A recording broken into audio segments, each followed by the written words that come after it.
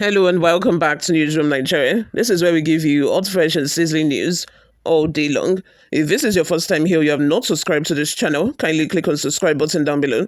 Also leave your opinions in the comment section below as well. Don't forget to give this video a massive thumbs up, that we will encourage to put out more reliable and authentic news.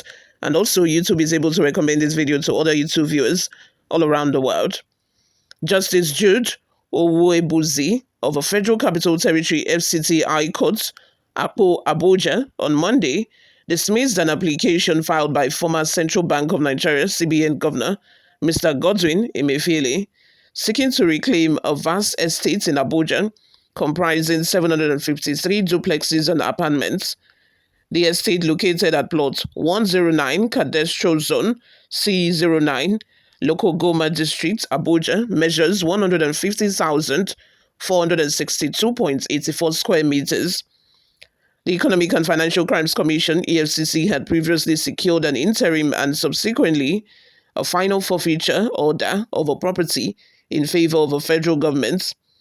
Although the estate was initially recovered from an unnamed former senior government official, Emefiele, through his lawyer, A.M. Kotoye-san, filed a motion as an interested party.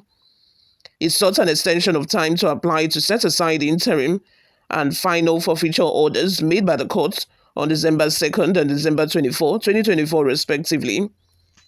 Emefiele contended that the entire forfeiture process was conducted without his knowledge and alleged that the EFCC published the interim forfeiture notice in an obscure section of a newspaper, making it difficult for him to respond timely. He argued that he had been standing trial in 3 separate criminal cases across different courts in Abuja and Lagos during the relevant period, making it practically impossible for him to discover the publication. Furthermore, Emefiele accused the EFCC of deliberately concealing the forfeiture proceedings despite their frequent interactions with him over other pending charges.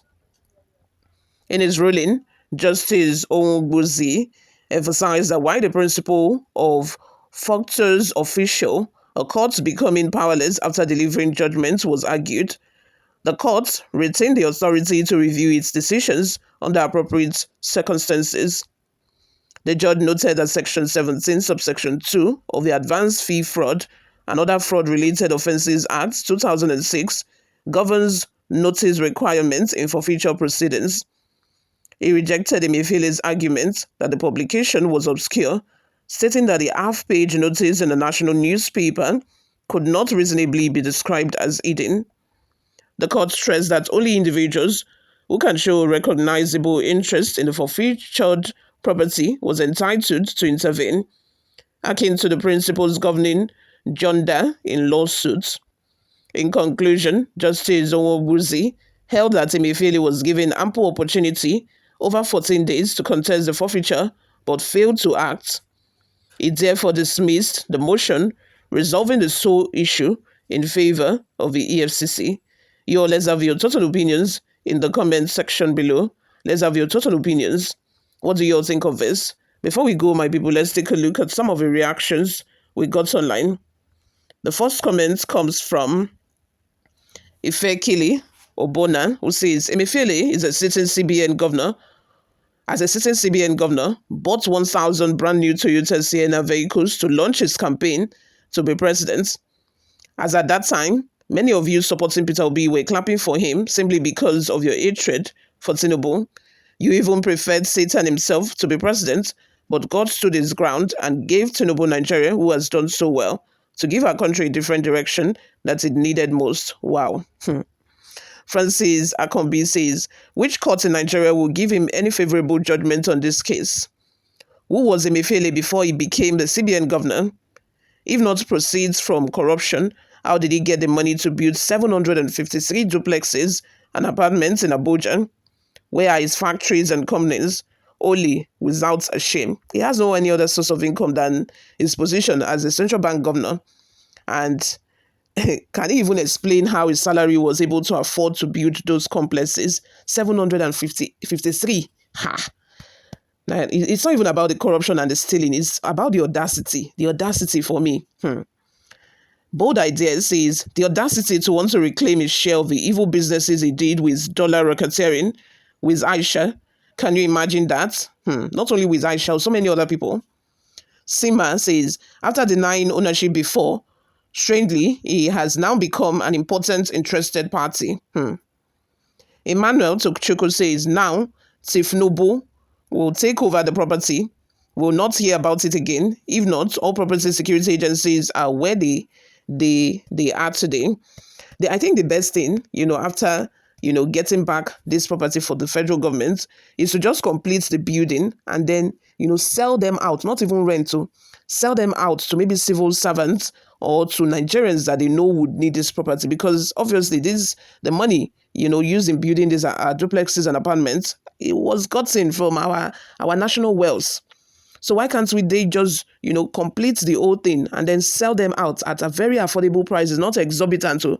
Because at the end of the day, government will say that they want to do something for the masses, something that will benefit the masses, and you'll be thinking that it's going to come cheap.